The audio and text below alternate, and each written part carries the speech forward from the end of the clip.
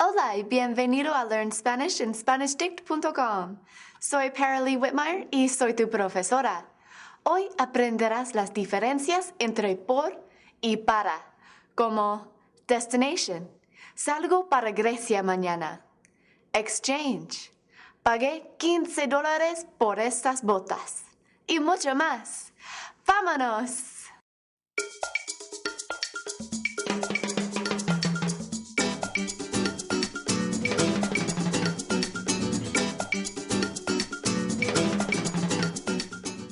¿Cuáles son los temas más difíciles para estudiantes? 1. Fue el subjuntivo y uso fue porque no es difícil ahora, ¿no?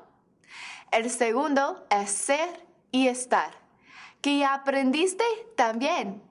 La tercera es la diferencia entre por y para, que significan algo como for. Las dos palabras tienen otros significados, pero for es la definición más básica. And while both of these words mean for in a lot of cases, they also have very distinct uses. And just like ser and estar, a lot of native speakers will tell you there are no rules about when to use por or when to use para, just like the subjunctive as well. It is something that you have to feel. But until then, you know I have some acronyms for you to help you know when to use one or the other. PRODS for para and DREAM for por. Let's go ahead and start with para, which is generally seen as an endpoint or goal of an action, indicating purpose, a recipient, an opinion, a destination, a deadline, or a standard. Let's start with the P, purpose, or a goal that will be achieved. A loose translation other than for here would be in order to. Por ejemplo, voy al supermercado para comprar aguacates y lechuga. I am going to the grocery store in order to buy avocados and lettuce. Hace una semana, fuimos al lago para hacer esquí acuático. Last week, we went to the lake in order to go water skiing. Siguiente, tenemos recipient. In this case, para indicates who an action or item is for. Por ejemplo, este cuadro es para mi madre. This painting is for my mother. Andre le llamó para Ángela. Andre called for Angela. Después de recipient, tenemos opinion. Puede significar according to or for. Para mí, el fútbol es más interesante que el golf. For me, soccer is more interesting than golf. Los dragones y los brujos son reales para mi sobrino. Dragons and wizards are real according to my nephew. Cuarto, tenemos destination, whenever you want to indicate where a person or object is going. Salieron para Grecia anoche. They left for Greece last night. Este vaso es para el museo en París. This vase is for the museum in Paris. Sexto, tenemos deadline. To indicate when something is due, use para to indicate a time or deadline in the future. Para can translate to mean at, by, on, or for in this case.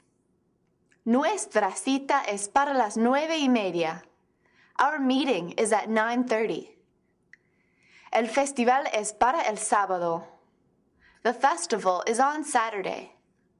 Y finalmente, tenemos a standard, meaning that you can use para to compare something or someone to others within a group.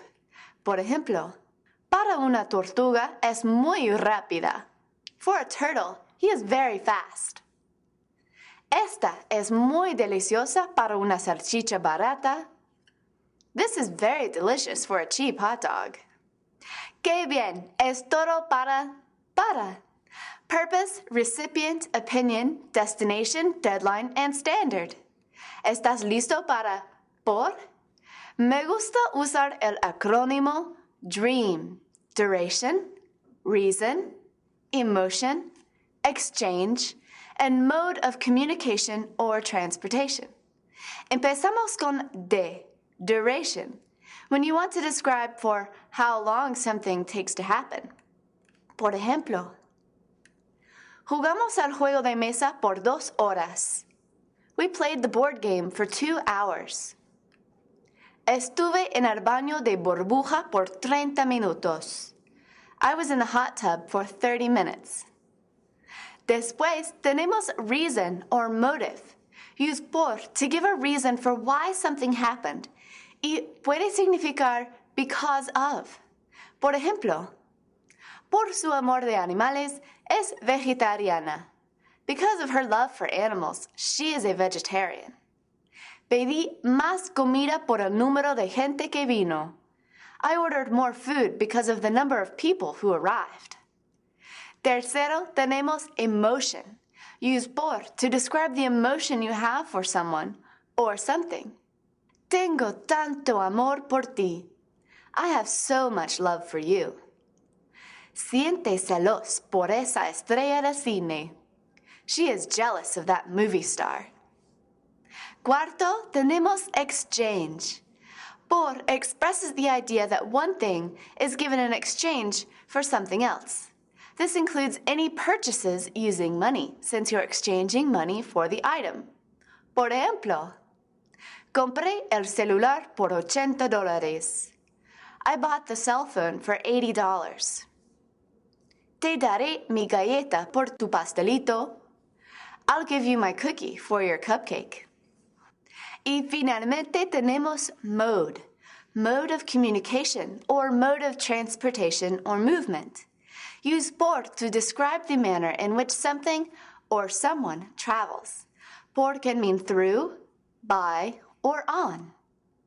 Camino por la Plaza Mayor cada día. I walk through the main plaza every day. Viajó a Venezuela por avión. He traveled to Venezuela by plane. Hablamos por radioteléfonos portátiles esta tarde. We spoke on walkie-talkies this afternoon. Es todo para por. And if these acronyms are a little too much to remember, just think of por and para as 2 separate parts of this line. Use por for all of the instances here along the line, the journey between 2 places, the exchange of one thing for another, the duration of time between the beginning and end of something. And para is used for all the instances here at the end of the journey. The person something is given to, a due date for something, to specify a destination. And remember, native speakers don't use these acronyms, which means that there are always exceptions to any rules I can give you. But you can use the acronyms to develop your feel for when to use them. Do you think you're ready to test your por and para knowledge? I'll show you 2 sentences at a time, one using por and the same using para instead. You read the correct sentence aloud and the reason why you picked that sentence. I'll leave the acronyms at the top of the screen to help you out. ¿Listo? Compré las botas para $40. Compré las botas por $40.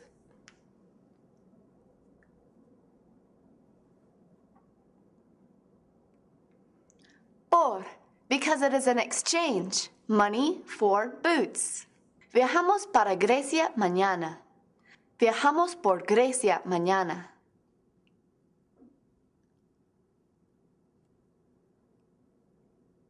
Para, because it's a destination. Para mí, el chocolate es el mejor. Por mí, el chocolate es el mejor.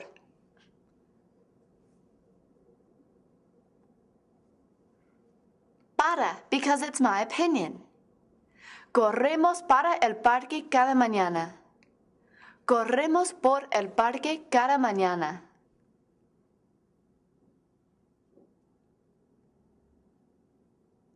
Por, because you're talking about running through the park every morning. ¡Qué bien! Es todo para hoy. Get the video podcast from iTunes if you'd like to review this lesson on the go.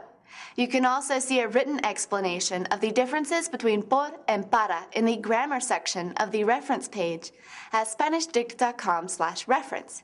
There are also extra practice exercises at the bottom of the page.